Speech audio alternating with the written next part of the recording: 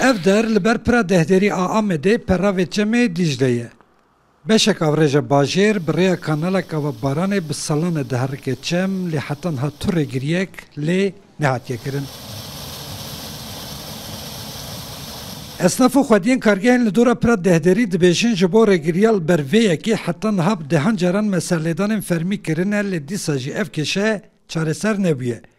Bi taybet di werza havînê da li gel dîmenên nexweş bêhnek giran dev û dorên Çem û pira dehderî dorpêş dike ku ev jî ji aliyê wan va bûye cihê nerazîbûnan. Vî kanalê jor aliyê şehîtliqê tê derecî hene li vê çiftlik hene.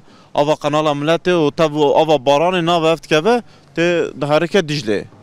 Em dixwazim bi temîz be paqij be. Çözüm pir rahat e işte çözümê bixwazin rahat e çözümê nexwazin rahat nine yani.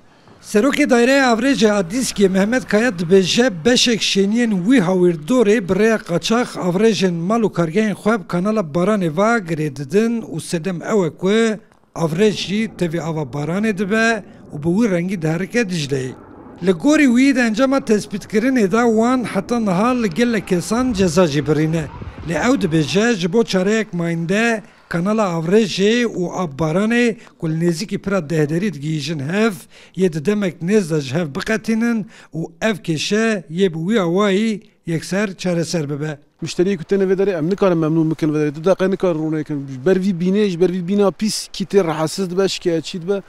Belki orta avînê nîvê müşteriye me giş gîrî radbin giş vê derê giş derin. Yani ku dibêjin jî em nikarin çare bikin em nikarin çözüm kî bikin. Sizden ricam kaçak Ji we hêviya min ew e ku avrêjên xwe bi awayekî qaçaxber nedin ava Dicleyê. Dicle neya min e, ne jî ya we tenê ye. Dicle ya me hemûyan e. Em bi hev re xwedî li vê dîrok û çandê derbikevin. Niha esnaf û dukandarên pira dehderî çaverêne ku berî biharê û berî destpêkirina werza geştiyariyê ev problem were çareser kirin û metirsiya li ser jîngeha li dev û dora Dicleyê bi dawî bibe.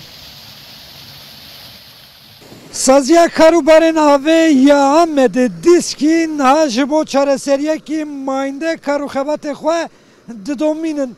Lê ew daxwaz dikin ku di vî warê de xelkên Amedê jî xwedî hişmendiyekî taybet bin. Lewra Dicle Çemê herkesiye. Abdülselam Akıncı Rudaw, Amed.